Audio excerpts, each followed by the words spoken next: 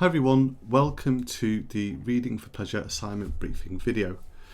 I'm here to go through the 3 assessments that we do for the overall module and then talk in a little bit of depth about each element to just make sure you're fine. Now, the first thing that you'll notice is that there are dates on this page, and that is because these dates are for the current cohort. These dates may be completely different when you look at it because you might use this video in the future. All the dates generally vary, especially with the online discussions around half term in Oxfordshire.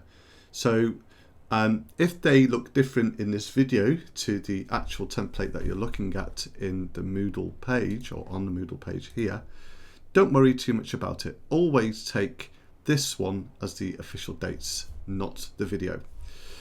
The other thing to mention before I begin is at the bottom of the assignment briefing page, there's a little box called questions, and it's an editable Google Doc which you can all access, and if you've got a question about the assignment, you can place it here with your name.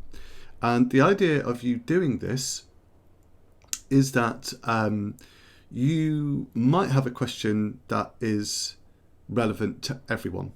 So it's worth putting it in so that everyone can see the response. If you do write a question and it looks like I haven't answered in a day or two, then do email me and say, "Hi Matt, I've got a question on the assignment brief webpage. Please can I have a response?" That would be a great thing to do. But it's there as a way for us all to communicate and share the readings from there. So there's 3 parts to the 4,000 words that you're expected to write at master's level. Every module is around 4,000 words, and what I decided to do with mine was break it into 3,000 words and into 500 words. One of them is an online discussion and taking part in that. The other one is the essay plan and then the essay itself. And the essay plan was not my idea, it was a previous lecturer's idea on a different module, and I thought it was excellent because what it did was provided you and I with a space to ensure that you really knew what you had to write and how you had to write the essay. So I thought that guidance was a really good idea. It is not marked, it is fed back to, you're not graded on it in that way. I mean, it's marked in some way, but you're not graded. So it's just a pass. And the same is this goes for the online discussion too. You aren't graded, but it's a pass-fail approach. Now, the easiest thing for me to do is go through the online discussion element and then move into the essay plan and then the essay itself in some way.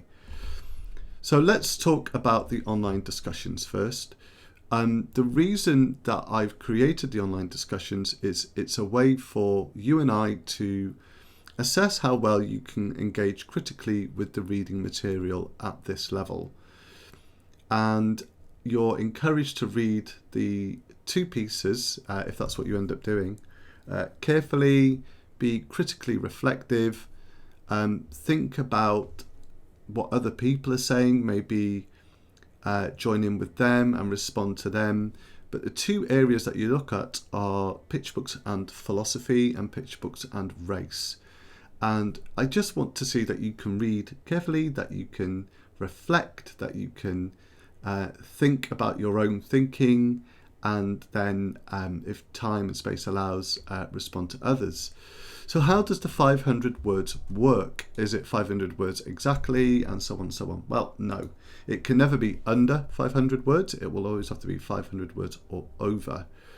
And the other thing that's important to know is where you join in with these online discussions and when they're finished. Now here the dates are the dates for the year that this is set in, but the dates will always be here as well as in the handbook.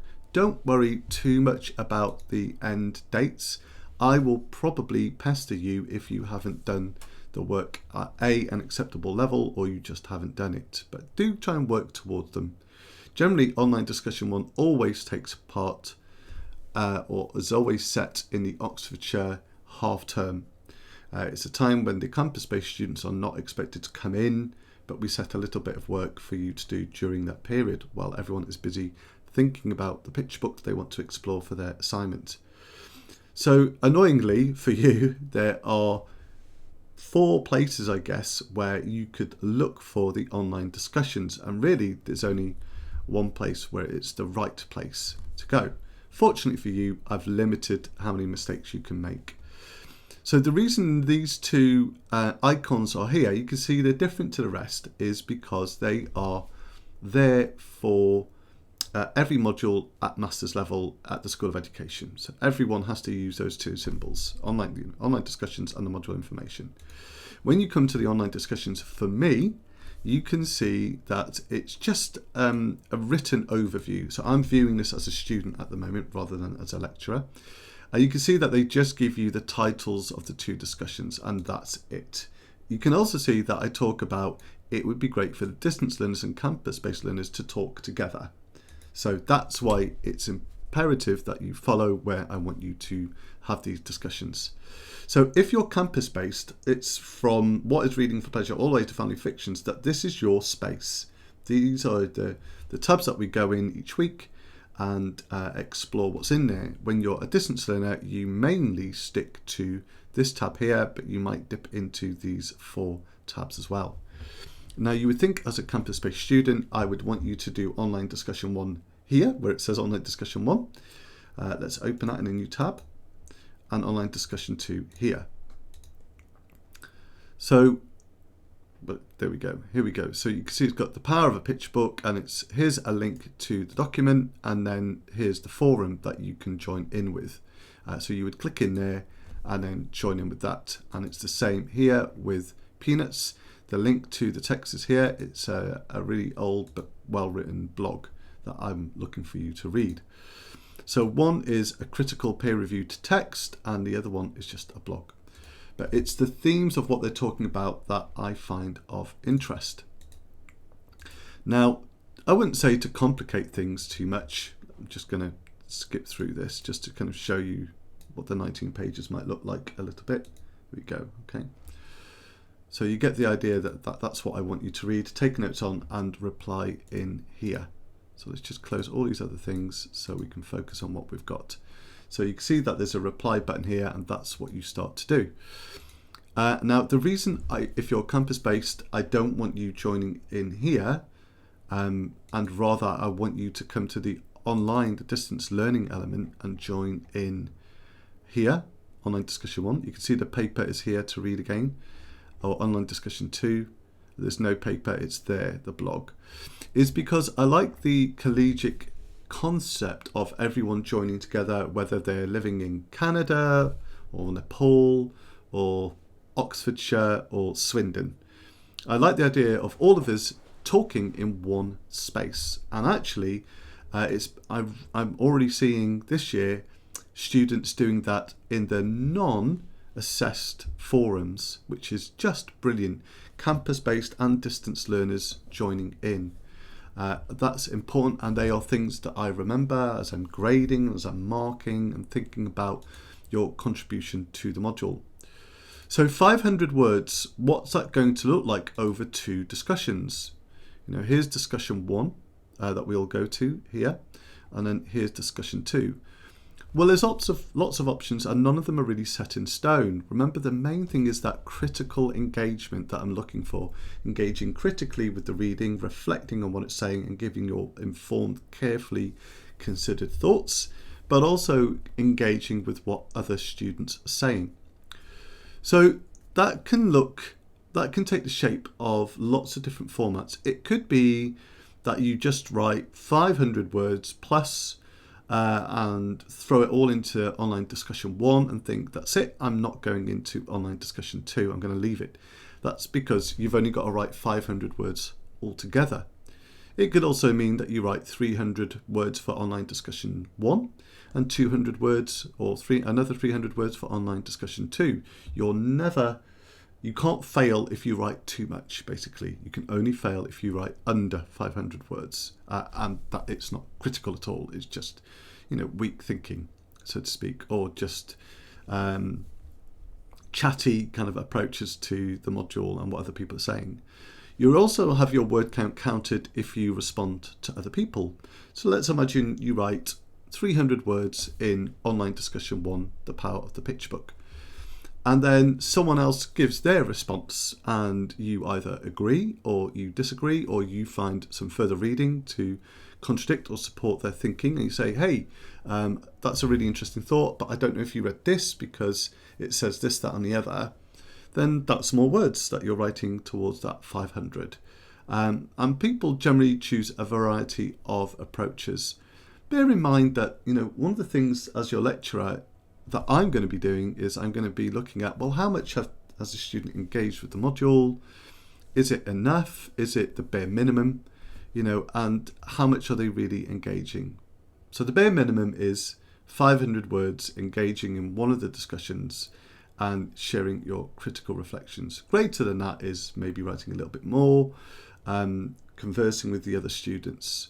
So there's lots of ways that 500 words can look. It could be that everything takes place in one of the online discussions, or it could be that you spread it out over both discussions, or it could be you write everything you wanted in one of those two discussions, but that you really enjoy what you're doing and conversing with the students, so you do more. And all of those things will be noted and recognised by me. So although it's a pass or fail approach, I'm a human being that looks at how much time and effort and thought you're putting into the module. But that's what they are, and they do have closing dates that'll either be in the very first kind of welcome to the module slide in slide 1, which will be in here, what is reading for pleasure if you're a campus-based student, or they'll be somewhere in the module handbook as well, or they'll just be on this slide too. But they'll be there, and the guidance will be there to support you.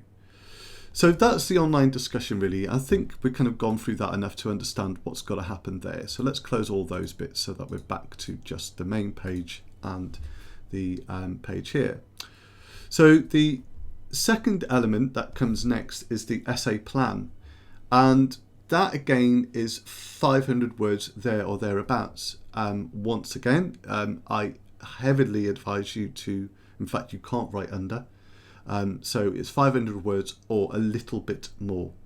Now, it's important to make a disclaimer here. I will never ever in this module read a rough of the assignment or the assignment completed for me to check through. That's not what you do at this level unless it's the independent study module or a dissertation. This is about you having a go on your own to see, what things you're really good at, what things you might need to work at a little bit more.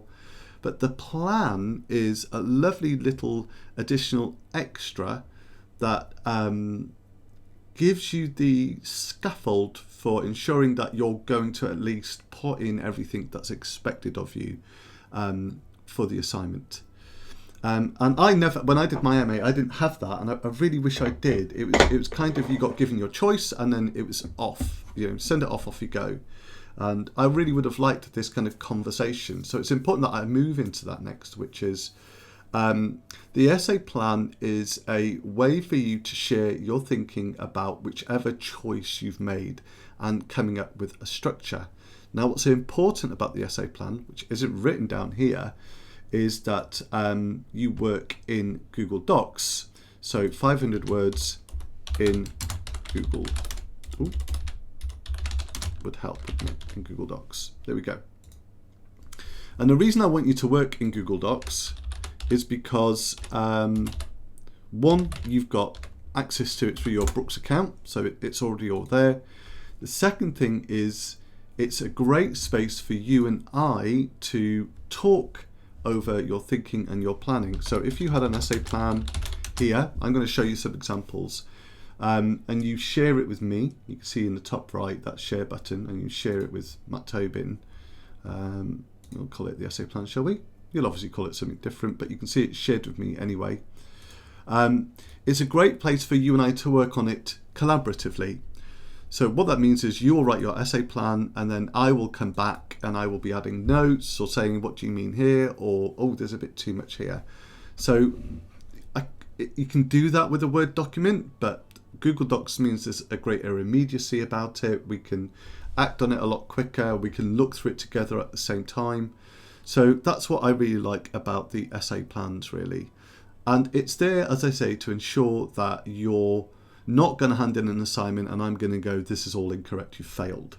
It's to make sure that at least we both agree on what's going in. So in order for that to happen, obviously there's things that we've got to check, like we both agree on your text that you're using, we both agree on the choice and the approach that you're using. And the reason, but funnily enough, that's 500 words, is different to the online discussion, which is to cap how much you write. Remember, this is a rough plan or a concise plan, and concise being the key word. In the previous years, students would try to very sneakily throw in huge paragraphs of their essay. And I'd say, I can't read this, it's clearly the essay that you're writing. I just want to see your thinking and where you're going with that. If you find that you're panicking a little bit when you read my feedback and you want a Google Meet or a Zoom meeting, that can always happen too. But you present the area that you're looking at, and then at the bottom of your plan, you would have a working reading list or a reference list. Reading list is probably better because it might be that you haven't read any of it. Okay, and there's different places to go for that reading list. The main one being my own reading list for my module, or your module that you're doing now. And of course, with any piece of work, it's going to be expected that you've dipped into a fair amount of the core reading, depending on which choice you make, and then also further texts that are relevant to the essay that you're writing. Now, if you watch the reading list video, it should point those elements out to you so that you've got an idea. And this is full of mostly books, as you can see here. And there are links to journals below, but there's only 3, and there are lots more journals out there for you to explore if they end up being relevant. Now, the reason I want a comprehensive reading list alongside your plan is to ensure that you're working at master's level in that area too.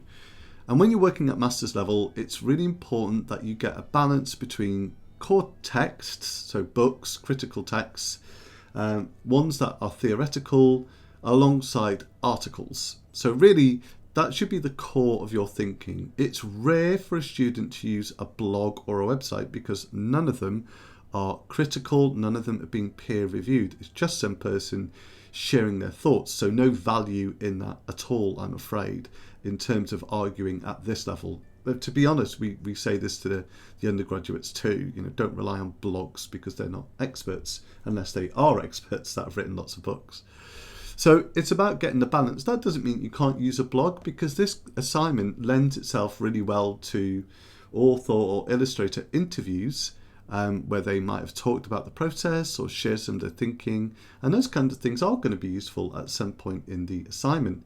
But in terms of critical thinking, it's those core texts and a range of articles, maybe the odd website if it's completely relevant in supporting your thinking. Or let's say you're writing about depression and an article isn't going to cut it, the NHS website's going to, because it's got some hard data statistical data about depression. Well, of course it makes all the sense in the world to use that website rather than an article that might be outdated. So the essay plan, really, I see it as a way of us together exploring the key themes that you're thinking about looking at, me helping really revise your thinking, because what happens every year is most students over-plan, meaning I'll put too much in, meaning they write what they want to do and I read it because I've got lots of essays now and go, wow, that's a dissertation, that's 10,000 words worth of work there. And you've only got 3,000, and you can either write all this in 3,000 words and not do any of these themes justice because you've got to really cut it down to a few hundred words, or we can pull out tons so that you can really just focus on 1 or 2 elements and that we get down to that. And so they're the things to think about really when you're planning your essay. They're the pitfalls that happen in the past, but don't worry, that's where you and I discuss together. And the other thing I would think about when you're writing an essay plan is, introductions and conclusions generally work out to be about 10% of the assignment each. So, if it's a 3,000 word assignment, it's generally 300 word introduction, 300 word conclusion. That only leaves you with 2,400 words, which I promise you, is not a lot. So those are the things you need to kind of bear in mind when you've planned and you're going to go back and edit it and rethink about what really should be in there and what shouldn't be in there. They're the things I've kind of learned from working with students in the past. So when I say a rough reference to some of the key texts, that's at the bottom, you having a reading list and then breaking down your thinking. Now there's two places to go for the essay plans. The first place is here, and I'll talk through these. I shared them with the campus-based students once, but I'm going to go through them a little bit in this video, not too much, because it's really, you just need to know the framework. We can close this now. And the other place to go to it is the assignment box, where you can see you've got the whole process with two great students from the past, where you've got an essay plan and then an essay plan with feedback and then the actual essay for the student. And I've given that twice. So here's one student's original essay plan. And you can see here they've got, they've done some interesting, this is basically copy and pasted from the PowerPoint that I've just shared with you. But you can see this is what they're interested in, what they want to talk about. For me, they're introducing the topic rather than the introduction to the essay. Then they've said why this essay is important, why they're following this topic. And really this preamble here is for me to go, oh, okay, this is what they want to explore and this is why. These are great headings to use. And this student just came up with their headings herself, I think, or might have used an older model. And then you've got here the actual essay plan itself. So you can see the student is struggling on a title at the moment, and we actually came up with one together. And then they're starting to explore some of the thinking around what they want to talk thematically, and then the conclusion here as well. So you need to go back and put in a decent introduction down here as well. So you can see that this is a rough working essay plan, and here it's a really loose reference. The student had to go back and come up with a bit more, but you can see what they have done is correspondence with the author, which they'd already begun at this point, which I thought was a clever idea to do. So that's the original essay plan that was submitted, but you can see here that what you're seeing in fact this was on Word, you can see that I'm starting to question the different bits that they're doing and how I wanted to see them improve and support them in that way. And what that then led to is us refining their essay plan. That's what the process is all about. That's why we do it, so you can go away at the end of the essay plan moment where I've said it's good enough to go start writing, and you can go away going, well, at least I know Matt's not going to say this is wrong, you got it wrong. You can see that this student started differently. There was no little preamble at the beginning. It was literally the title and then what they want to talk about. So they had their introduction and then they went themes, borders, belonging, the monstrous other, and propaganda. And hopefully you can probably guess that I went, there's no way you could talk about all this in one essay. And then they've started to actually build a proper reference list. You can see it's not enough at all, but they're building. That's part of the process. And then you can see here again, here's my thinking. Sometimes I might recommend a book and say, hey, you might want to read this, and I question everything. Now some of you might hate this because you want me to just say it's brilliant, but remember, my job is to push you and to make sure you're going to get the best grade that you can get. But yeah, when we met, I can remember saying there's too much in here. I wouldn't write this much. Whether I wrote it here, oh, there we go. Look, the first two themes to me sound like more than enough, because I recognised that this student was writing about 7,000 words. So my job was to pull back and help them out. So now let's try that with some more recent essay plans that have been written in Google Docs. So we'll look at this one, which is option 2, which is ideological reading of a picture book. And this student looked at mental health and depression. And you can see that they followed a similar structure to the last one we looked at, the island. They had an introduction, and then they broke theirs down into themes too and started to share some ideas and some pictures that they thought would be good to explore. And then they wanted to look at symbolism of animals too, and then what they thought they put into conclusion. And then you can see also that they've got a working list. And then here's my conversations here as we went through it too. And you can see that the student has been talking back to me. And then we did another essay plan where we'd kind of ironed out the word count because that was missing here. I wanted the student to say introduction 300 words, theme 1 1,500 words or 1,000 words, theme 2 1,000, and so on, just so I had an idea of how much they were writing in each section. So that's one plan there for you to look at. And then option 1 is where you just did that whole exploring the book. Let's go back here, using the Picturebook codes and considering the reader response or the reader's response. So you can see, just like the first student we looked at, they've copied and pasted the expectations. Then they've got the title, what they want to put into the introduction and why they want to do it. So they preferred that other model. But this is going into their essay. And then you've got the areas that they wanted to explore here. You can see once again they've chosen 4 areas, and I've probably said, I pulled it down. So here I've said I might not do irony. I can understand completely why they wanted us to do it, but it didn't fit the themes of what the student was working on. And then you've got the 4th theme here, which is the importance of pictures in a depiction, blah, blah, blah. And then you can see that her thinking's a bit more rough around the edges, but when I spoke to her, I understood what she was doing. Then talked about the conclusion, what they wanted in it, and then they had a far more slowly growing kind of reference list. Let's have 1, 2, 3, 4, 5, 6, 7, 8, 10, 11, 12, 13 maybe. So what they had here, which was really impressive, was they had a balance of work from the reading list here, and then they also had things that they'd found that was interesting to them and pertinent to the study. So a really good balance between both, which I thought was useful. Okay, and then finally, let's come to the other option 2, the ideological reading. And this is another student. They've got their title here. So they've got a title. I think I really like this title and didn't even ask them to change it. Then they've got their introduction here, what they wanted to put in that. And then again, they've done why the topic's important, which is great to read in an essay because they can see what you're thinking. And then the ideas here with the conclusion. And they gave me a word count for this, but I wanted a word count of how much was written in each section too. So that's the only thing that's missing from all 5 of the essay plans that I've shown you.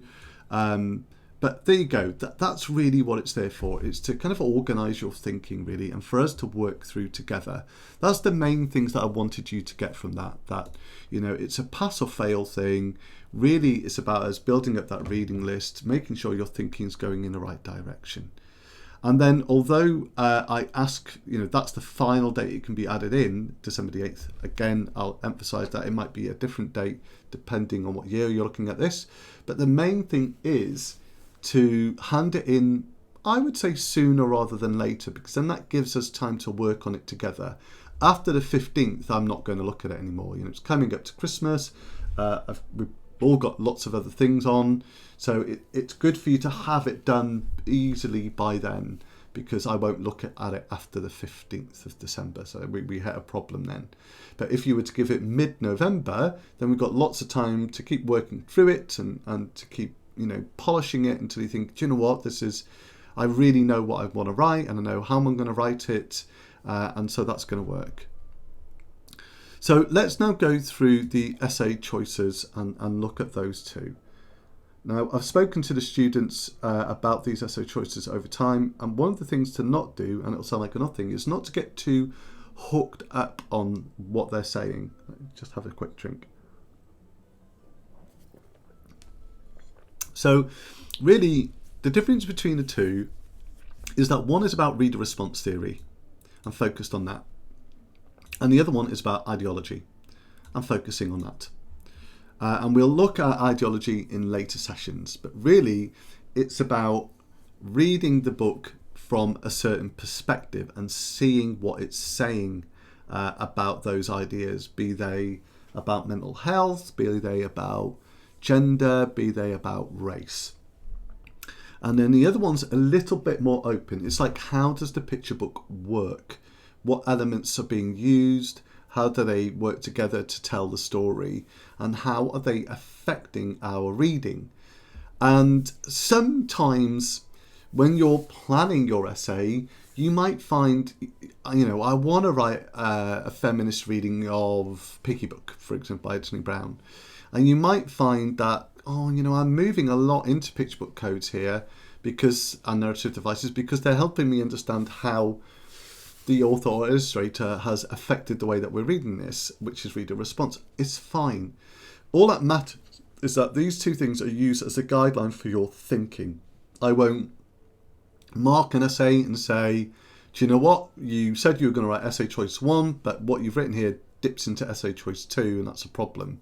Because understand, we both would have come up with your essay plan and agreed it before you start writing it. And that's the thing I'll mark you against, the essay plan. So don't lose too much sleep over that. The main thing is to find a book you're really interested and engaged in. It might be you want to look at the structure and think about what's going on there, or exploring the themes and looking at that. Whatever works for you, that's the important thing. And so both kind of invite a thematic reading, really. But really, this essay choice 1 is how picture books work. That's what that's really all about. And it can be reference to how the codes are being used. It could be the peritextual elements, which are, all the different elements of the book that are beside the story, like the front and back matter, the end papers, all those little elements. Or it could be you're making references to the images in the book and thinking about the intertextual or interpictorial elements too, and how they might affect the reading experience, and then the shape of the text. And then in between that kind of reading, you really want to be thinking about, what does this mean about the child as a reader, and expectations, and reading for pleasure too, and the pleasures that these kind of readings can bring. They're the things you want to be thinking about as well. And then essay choice 2, this is where you do a different kind of reading. And again, it is reader response theory, but you're really focusing on the messages that the book is carrying rather than how the book works. And whether these messages are positive or negative, how they're going along. So you're learning to be more critical about a text rather than exploring its structure, really. There's the differences between the two. And so you can see there's not much in it, really, in some ways. So they're the things I want you to think about there. Now, I've got, if I can have a look here, I've got something to kind of support you with what I would do if I was doing either of these things, whether it's an ideological reading or whether it's that Picturebook code narrative device. So I just want to open it because I shared this with the students recently with the campus-based students. And the reason I want to share this is I want to talk about that kind of almost pre-planning thinking element of the Picturebook. Now, Town is by the Sea is written by Sydney Smith. Here we go, there it is. Okay, it's a beautiful picture book about growing up in Nova Scotia during the 70s and 80s, I think, perhaps.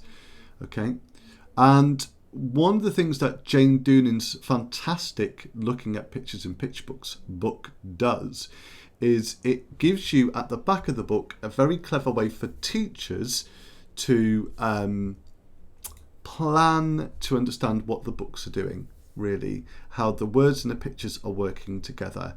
And I think for the campus-based students, I must have said now about 8 times, you have to buy this book, you have to reference this book. It is the central hub of really both assignments.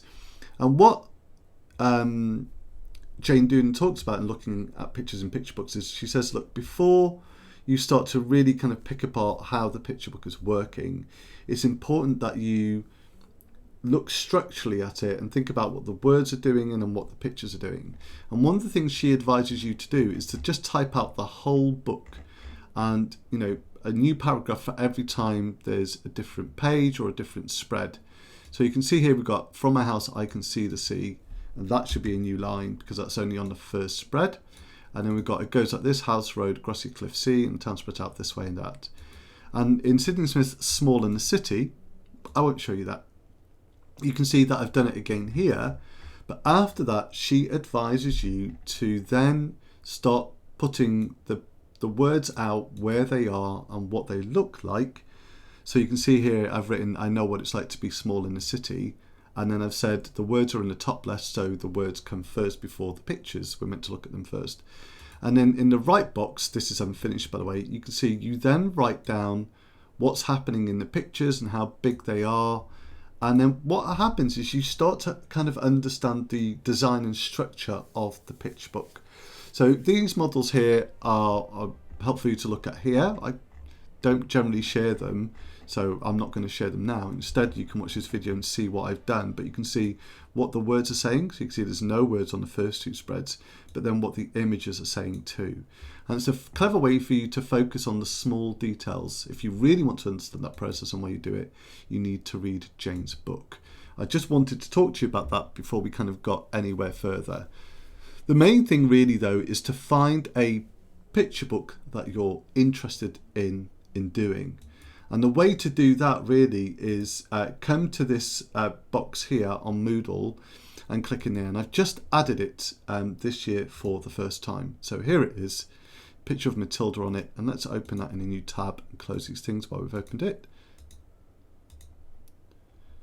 Oh, there we go. Okay, so when you click on it, this opens up and you've got children's literature resources. And let's talk through these.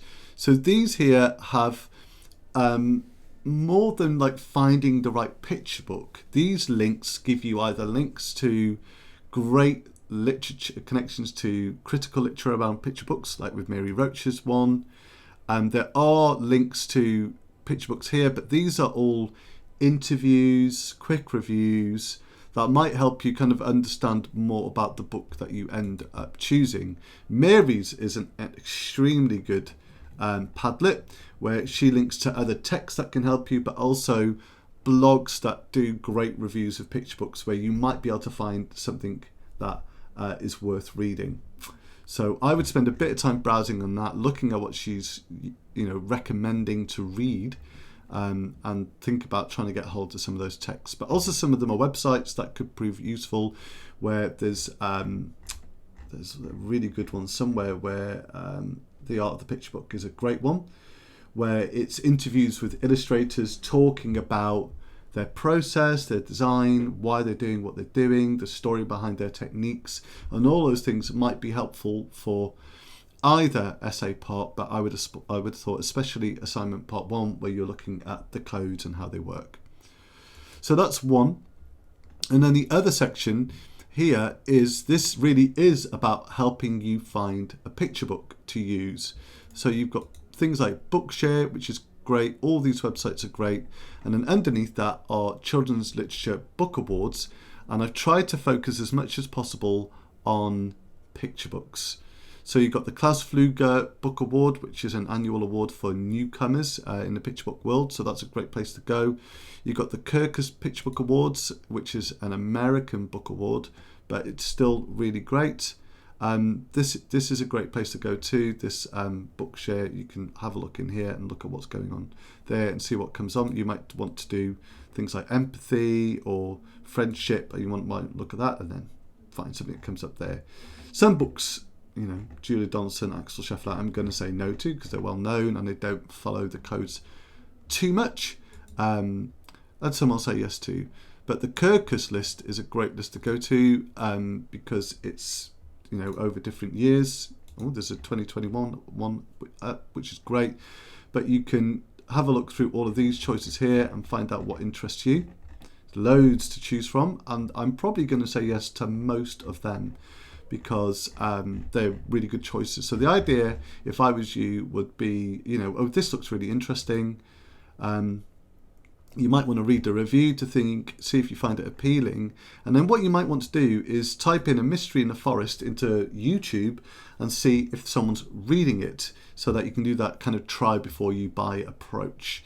I would do that before buying any picture book, and before certainly saying to me, can I do this picture book? Because I might say to you, I don't know it. Can you find a way of helping me read it in some way?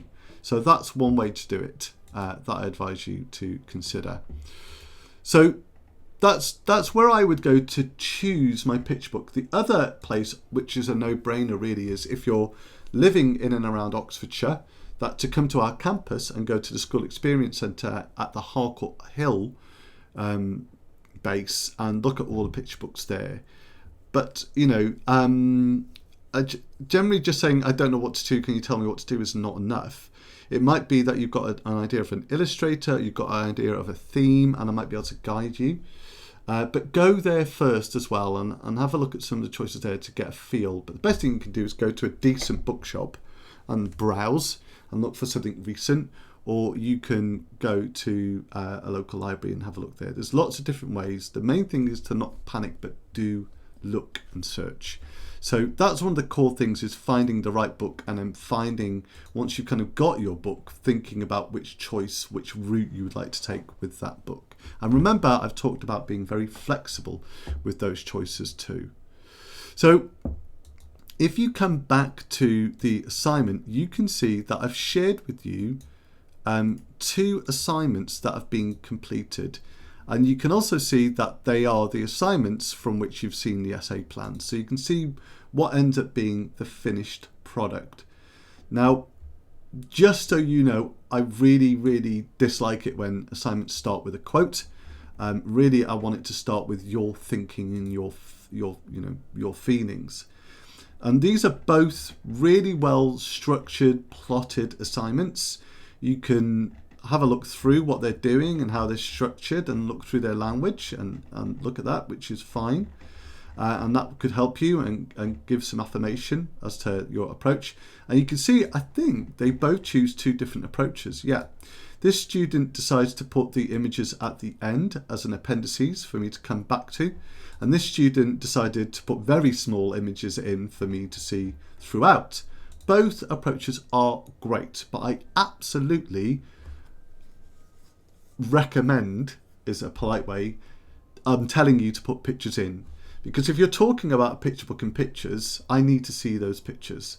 So, you know, you can use these 2 students on references of how to do it really well. And then you can see at the end, I mentioned that this is the first thing that I go to, the reference list and the bibliography. So it should always just be a reference list, which is basically just write down everything you quote or cite in the essay. Don't write down other books. You know, you can write books that further informed my thinking, but we tend to not do that at this level. It is literally, here's what I read. So on that note, you now need to know how to cite and reference correctly at the end of a paper and within a paper. I can just see actually this student's not done something correctly, which is they're using Janet Evans's book and they've quoted. You might not be able to see the quote marks. Let me zoom in a bit more. There we go. So there's quote marks here, but no page reference. And if ever you directly quote, you have to have a page reference or you lose points. That student probably did lose marks from not doing that properly. We'll just see if this student did it too. Nope, this student quoted and put in the page reference. Now, referencing can be quite a scary thing, if you've been a long way from it and you've forgotten how to do it, but there is an amazing website that can help you do that you've got access to through Oxford Brookes, called Cite Them Right. So I'm going to talk you really quickly through Cite Them Right. The library does give training on all this, I believe, but it would be great for you to know. So the first thing you want to do is log in with your student number. I'll log in with mine. So we're going to, there we go. It's remembered I'm at Oxford Brookes University. Otherwise, I'd have typed Brookes in there and then got in that way.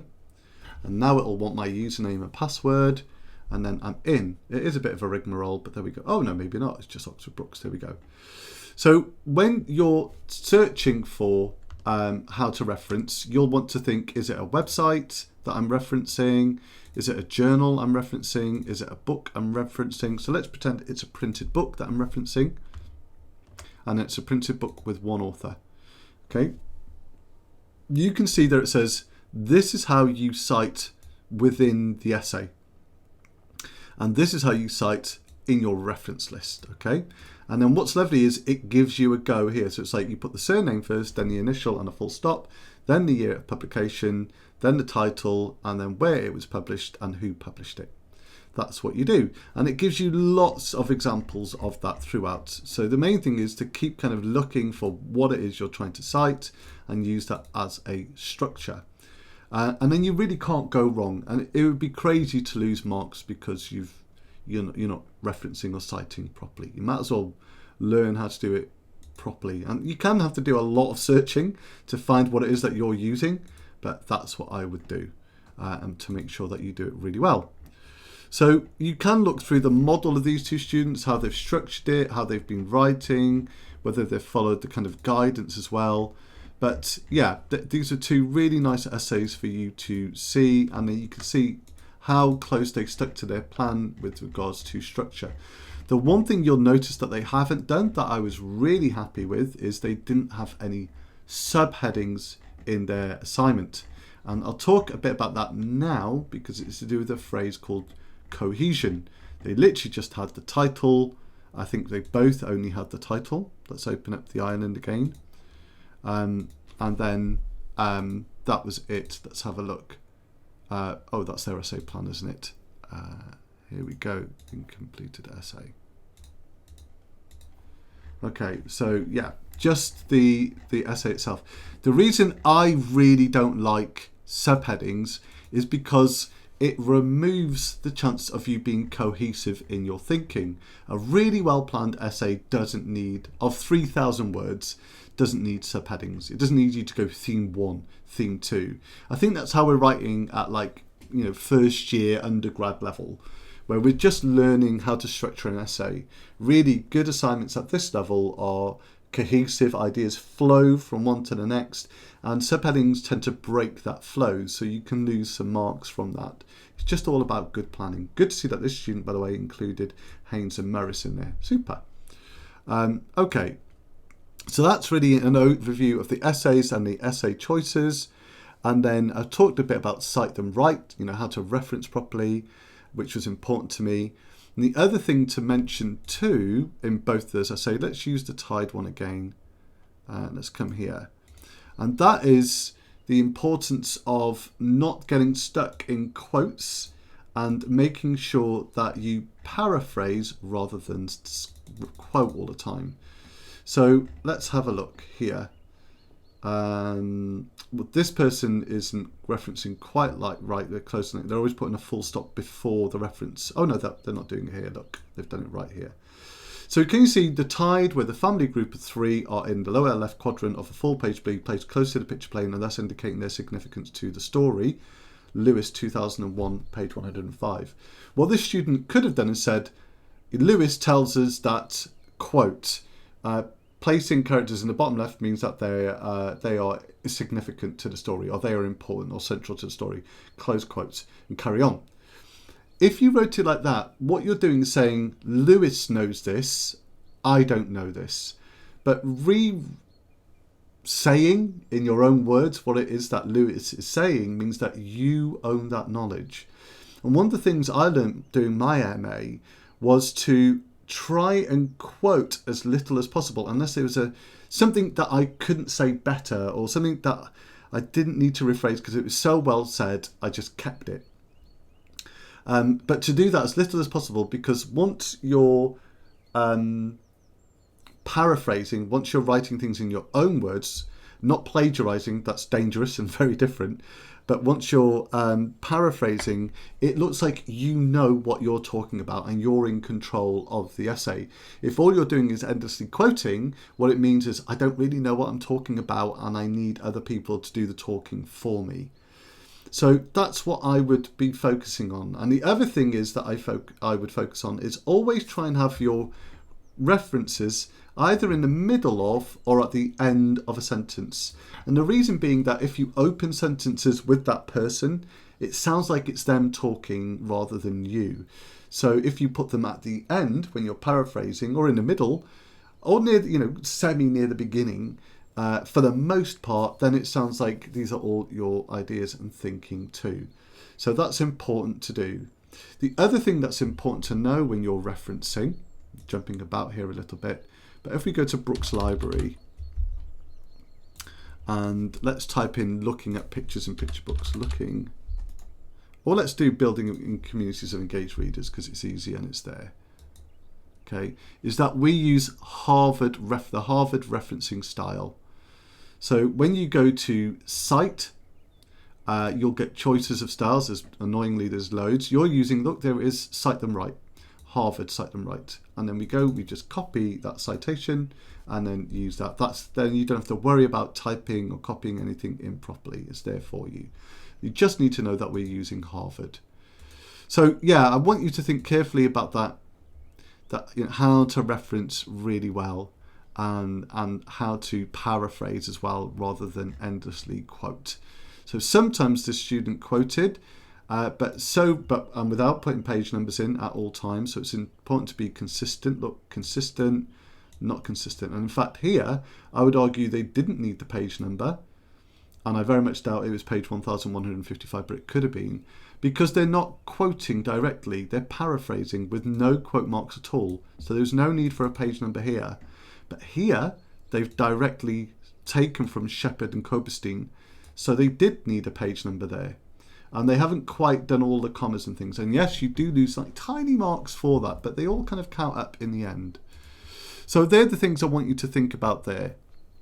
And that segues really nicely, really, into the assignment matrix and what I'm looking for. So just taking a final sip of my cold coffee. When I'm marking your essay, I'm looking at, these are the things I'm looking for, okay? Answers to question means, quite simply, that when I'm reading your essay, I'm consistently going back to your title and thinking, are they answering what's in a title? And are they covering what they said they would cover in the introduction? We've talked about the wider reading and evaluating what it is that you're reading. This is a no-brainer. This is all about structure and being clear in your thinking and organization too.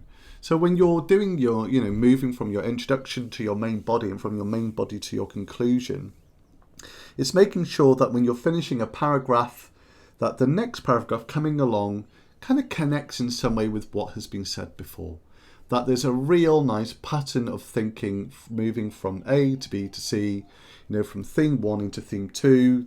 There's a reason why theme 1 is first, and there's a reason why theme 2 is second. And the conclusion always harks back to the introduction in a way that you might be saying, we set out to look at these things. This is what we've found out. This is what I would be doing in the future. That's what those things does. So making sure that everything you've got is relevant, that you're consistent, unlike that other essay, with your referencing. Academic style is all to do with the writing, tone, but also, double line spacing. I think it's Arial 11. All those kind of things. It's presented really nicely. It's grammatically correct. And then this is like the big one for me. And that is that it's been read so many times that you're sure it's clear. So there's no point writing it 5 minutes before hand in and not checking it, because you're not going to get the marks that you can get. One of the things that I do is I find some poor person to listen to my initial draft and I read it aloud to them every sentence to go, God, that doesn't even sound right. Okay, I've got to go back and change that. And then when it's cohesive and it sounds really well or really good, then I'll start going back and thinking, yeah, but what I've written there could have been written in half the words. So how do I kind of reduce that and things like that? And it's important to remember at that point that MA essays can be 10% either way. So you can either write 2,700 words or 3,300 and you're not penalised. Anything over 3,300, I stop reading. So make sure you're within that boundary.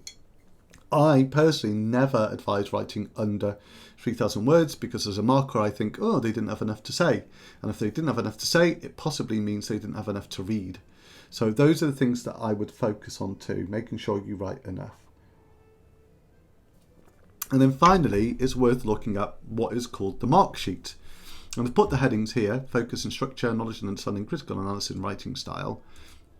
But they're here.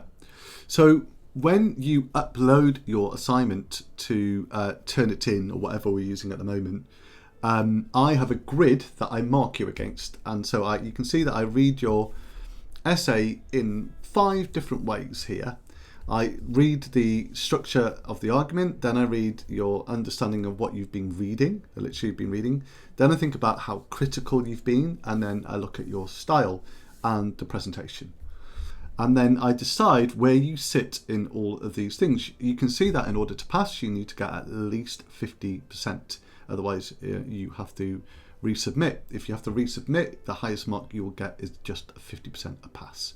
Okay, but I promise you that if you've chosen a good book and you're on task with the assignment plan and you've got a rich range of reading and you paraphrase more than quote, you're going to be fine. Okay, those are the things that I would think of.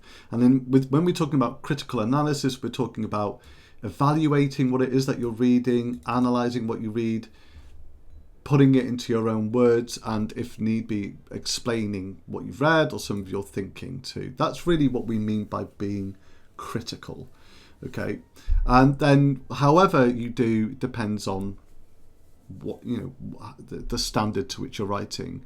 But this is your first essay with me, so this is you in many ways kind of finding your feet, understanding style when you're writing at this level and for this module.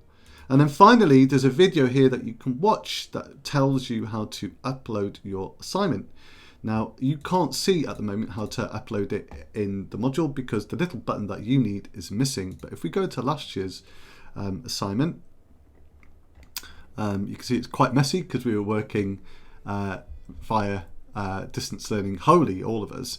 But it will be a little icon like this where it says Reading for Pleasure assignment, and then you'll post your essay in here. I can't show that to you here because students' grades are on there. But what that means is in due time, a little box will appear underneath the seminar recordings, and that's where you'll upload your assignment. It's pretty straightforward, but I have made a video for you anyway. And no, you don't email it to me ever, it just goes through there. And that's to ensure that the whole thing is as anonymous as it can be. Now, the one thing I want you to kind of bear in mind when you've uploaded the assignment and you get the assignment back, you will come back into that box to find out your grade and your report. Can I just say that one of my, I wouldn't say my bugbear because it mainly happens with undergraduates more than anyone else, but I tend to spend a lot of time writing within the essay, and there's two places you can go. You'll have your grade, and then you'll have a box to your right that is the commentary, and it will talk about the areas of strength, areas for development. Even if you get an extremely high grade, there'll be something I ask you to work on, and then an overall comment. And sometimes there'll be a second marker who will also say, hey, I've also read this essay and these are my thoughts and I agree with the grade. But a bit like we saw in the assignment plans, let's have a look at one, shall we? Essay plan with feedback. Within the essay, in here, for your, the essay that you send me, there'll be lots of comments from me too. So there'll be a box here that will say, hey, this is how good you did. These are the bits that I thought you needed to work on. These are the bits I really liked. This is my overall feeling, and the grade up here. But within your essay, there will also be lots of notes on different elements, and they're going to be really important because they're going to be how to improve next time. And that will be that kind of critical feedback that you want to take on board for the next assignment that you do for me or for someone else, really. So that's really everything I wanted to talk about with regards to the assignment. I don't think I've missed anything that I didn't want to talk about. I think I've gone through everything. The thing to remember is that you've got that little box at the bottom of the assignment where you can add any questions that you'd like to ask. And as I said right at the beginning, if you feel after 2 working days that I haven't responded, then you can always email me and give me a poke and say, hey Matt, it'd be great, I've written a question, please can you answer it when you've got time. So that's it. Good luck. Hopefully, I think it's probably been quite thorough and quite long, but I will timestamp everything so that you can go through this at your own leisure. Thanks very much for your time and good luck with the assignment. I really look forward to hearing from you and what you decide to look at.